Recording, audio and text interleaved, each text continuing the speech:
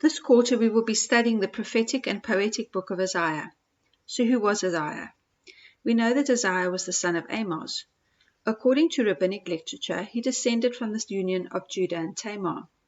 He also had a wife called Aya, sometimes referred to as a prophetess, and at least 2 sons and a daughter. His first son was named Shear-Jashub, meaning a remnant shall return, and the second named Maha-Shalal-Hashbaz, meaning spoil quickly, plunder speedily. According to Isaiah 6 verse 1, Isaiah received his call in the year Uzziah died in 742 BC, and his latest recorded activity occurred in 701 BC. This period of his ministry is covered in the first 39 chapters of Isaiah. The rest of the book of Isaiah covers a much later period, that of the Babylonian exile in 587 BC. The kings who ruled in the time of Isaiah included King Uzziah, also called Azariah, Jotham, Ahaz, and Hezekiah, and possibly also Manasseh. Isaiah lived in Jerusalem, and some scholars think that he may have had some connection with the royal court other than being prophet, because he seemed to have easy access to all the reigning kings during his time as prophet. The rabbinical records declare that Isaiah's father was the brother of King Amaziah, making Isaiah and King Uzziah cousins. Isaiah has also been cited as being the maternal grandfather of King Manasseh. In February 2018, an archaeologist found a portion of a seal clearly inscribed with the name of Isaiah, only a few meters away from another bearing the name of King Hezekiah.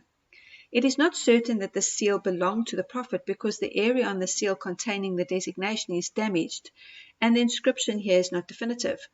However, it is very likely that it did belong to Isaiah, in that it was found in such close association with one of those found belonging to King Hezekiah.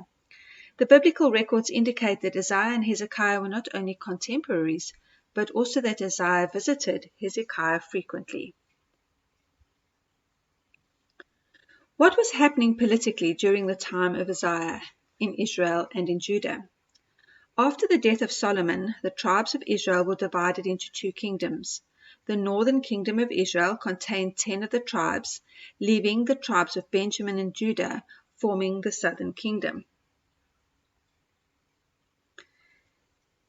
Amos, Hosea, and Jonah were the prophets at that time sent to Israel. The kingdom of Israel was being continually threatened by Assyria and was eventually overthrown in 722 BC when the city of Samaria finally fell.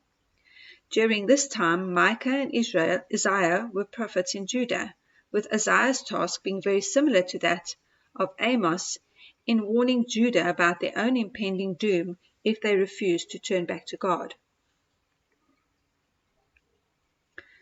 By the end of the century in 701 BC, Sennacherib had laid siege to Jerusalem, and Hezekiah sought help from Egypt as well as tried to bribe the Assyrians with gold from the temple.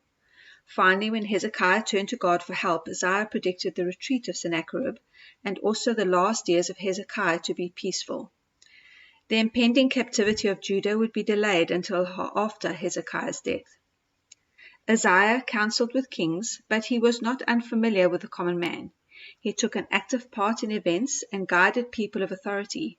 However, this position did not deter him from being outspoken. He is known to have verbally attacked the ruling classes in defense of the common folk. Jewish tradition holds that Isaiah was taken to a small village called Silwan, then just outside of Jerusalem in the Kidron Valley, where he died by martyrdom under the hand of Manasseh.